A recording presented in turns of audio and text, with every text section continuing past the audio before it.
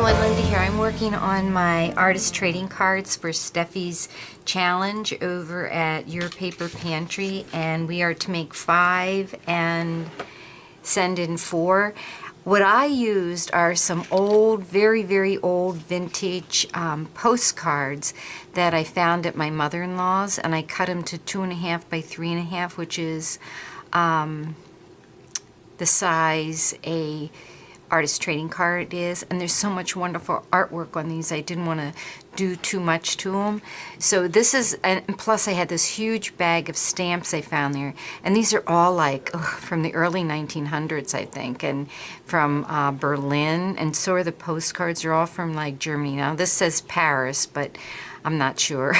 This says 12/6. I don't know what that means. This says 01. I don't know if it's 1901 or what it is. But so what I did is I cut them, and then I took stamps from the bag of stamps and put them all over here. And they're just really cool stamps. Most of it I think is in German, or yeah, this would be German. There might be some Russian in there. I'm not sure because I can't read it. But they're very cool. I don't think they were worth anything because I know John and his son checked it all out a couple of times. But you can see all I basically did is I added this and the stamp, and then I put some glossy accents on the people. But I really didn't feel like I could do much more than that to them because they're just so cool.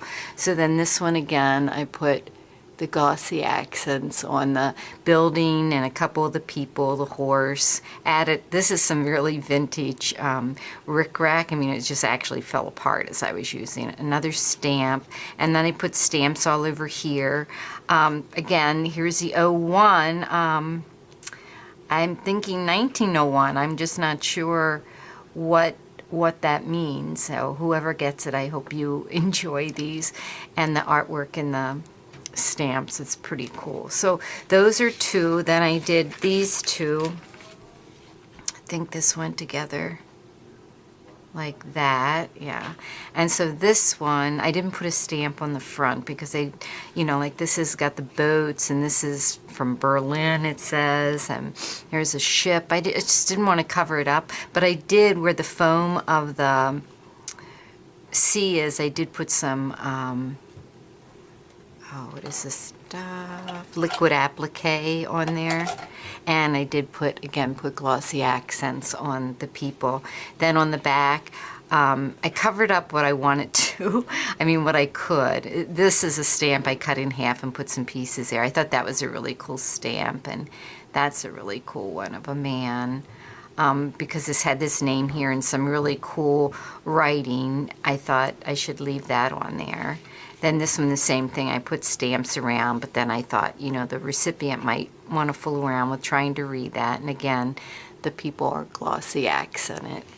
Then, because I needed 5, I cut 3 stamps, and I really love this one with this house, and so I glossy accented the roof and the rocks, and I added a stamp to the front.